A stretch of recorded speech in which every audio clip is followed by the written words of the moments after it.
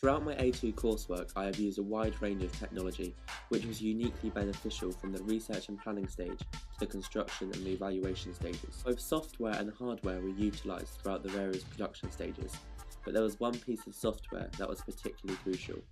Blogger allowed me to create an effective and visual blog where I could embed and insert videos, images and text that displayed our ideas and concepts.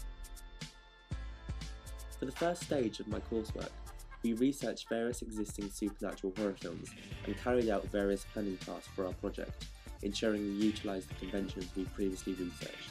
SlideShare, Amaze, Powtoon, Mindemo, Slides, Scribed, Storyboard That and Prezi were all great web applications that helped make our research and planning blog posts visual and interesting. They helped us create unique presentations and mind maps online by using templates that fit with our task, as well as professional and clear scripts. iMovie was a huge piece of software technology in making the research and planning stage visual and effective on the blog. One of the first times I used iMovie for our A2 coursework was to edit the test shots together. We were able to arrange our footage in the order we liked and add music and titles. The software also proved beneficial for various audience feedback tasks, which was an important part of the research stage. We could cut the footage of our audience feedback to show the most important comments that could help us improve our project. We could also add text to the footage to help us outline our target audience. Google and YouTube were also uniquely beneficial for us during the research stage, as this is where we found existing horror posters, images of iconography, a wide range of trailers, and specific scenes and website, which plays a huge part in the promotional campaigns. Without Google and YouTube, it would have been very difficult to access the pictures and videos that gave us inspiration and an understanding of the horror genre and their codes and conventions. My iPhone 6 was another piece of crucial new media technology I used throughout the planning stage. I used my phone to capture photos of the location, props, and our actresses, as well as to email and message our cast and crew, mostly to arrange the time to shoot for our trailer. Audience feedback was a huge part of the research stage, as it really helped shape the construction of the project. To gather audience feedback for a film concept at the beginning of the course, we created a survey on SurveyMonkey. This survey was based on 2 pictures that we filmed using my iPhone and uploaded to YouTube for these people to watch. By using my phone, we were able to film audience feedback on our script and storyboard. We also documented feedback on the locations and uploaded them to Powtoon, which we thought was very effective. For feedback on font decisions and opinions on the second draft of our print work, we created a Twitter account. We tweeted possible fonts for the promotional campaign and made a poll for our audience members to vote in. We also encouraged our audience to direct message us on Twitter on their thoughts of the second draft of the poster and the magazine. The construction stage soon came around, which introduced our group to new technologies, software and hardware, that we previously had not used before, the main one being Adobe Photoshop. We used this piece of software to edit out the imperfections in the main image for our poster. Although this wasn't a huge distraction, it helped give the campaign a more professional look when compared to other film posters where a lead actress is featured. From here, we edited this text seen on the poster and magazine on Microsoft PowerPoint. This was really beneficial for us, as we were familiar with the software and it was easily accessible.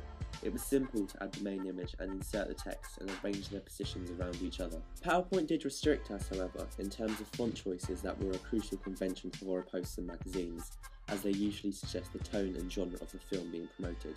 After researching various fonts and gathering audience feedback on font decisions, we searched DaFont for a suitable font for our promotional campaign. DaFont helped us overcome the limited font selection that PowerPoint offered.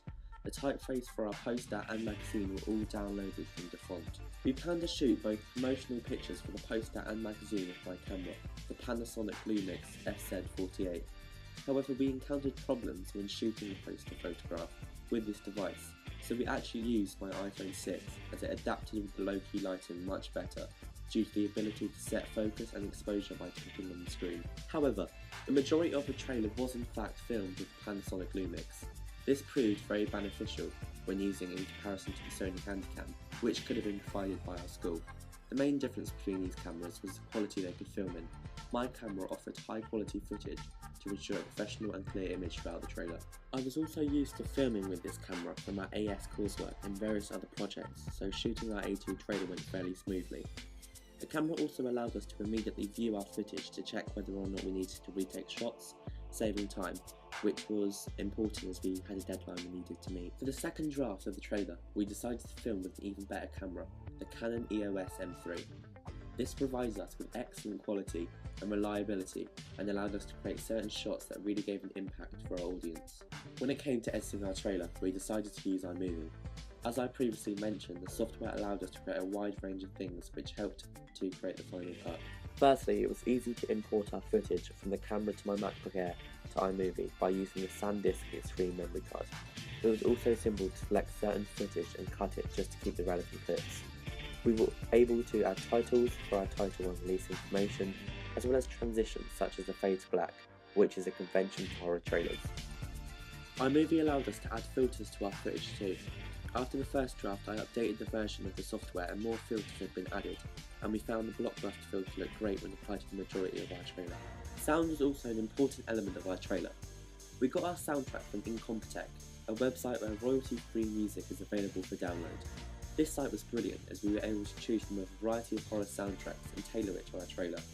We also downloaded various non-digital sound effects from YouTube if they were copyright free.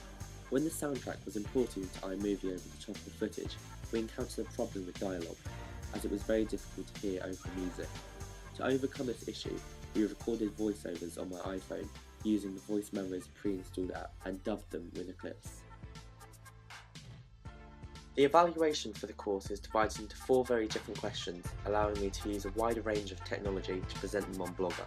For the first part of the first question, I wanted to create a video response, so I thought this was a great way to compare our media products to real ones.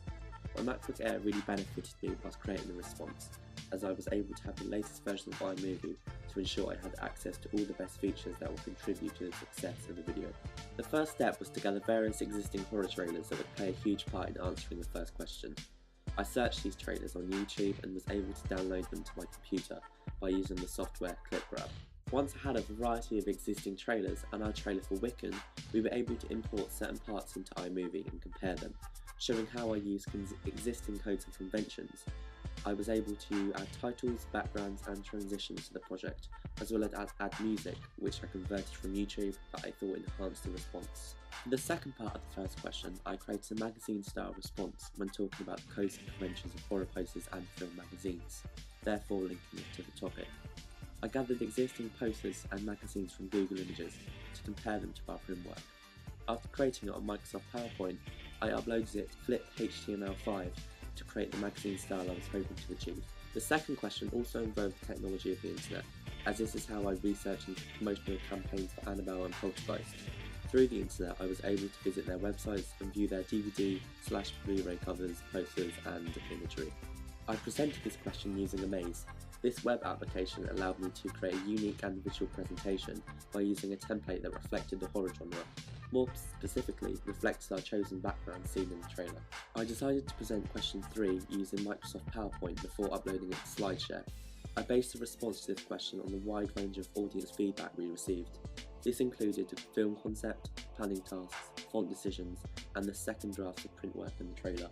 Finally, for the response to question 4 that you are currently watching, as you can tell I have decided to do a video response as this was the best option. This time I have took advantage of the voice recording app for my iPhone to provide a voiceover over the screen recordings, which I use QuickTime Player to do. I have also used the pre-installed app on my MacBook Air laptop, Stickies, to create text interludes in an interesting visual way by recording the screen as I type. To conclude, I have used a wide range of new media technology over the various stages of my project. I have learned how to use technology that I previously had not practiced at all, as well as advancing my skills in software and hardware that I was familiar with beforehand.